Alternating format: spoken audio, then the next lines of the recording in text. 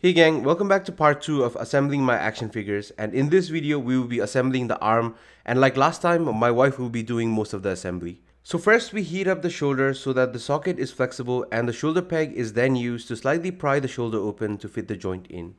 So initially she did struggle a little bit with the shoulder joint because of the prying motion, but now that she has the hang of it, the joint feels much simpler to her. So next we take the bicep piece and heat up the socket so that we can soften it, and once the biceps are soft, we can then take the shoulder and plug it into the peg. Next we'll soften up the lower half of the bicep so that the elbow joint can slide in. For this joint, the same prying motion is really helpful for the assembly.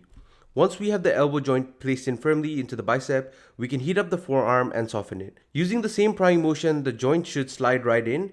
As this is an older figure, my wife got slightly confused with the left or the right pieces.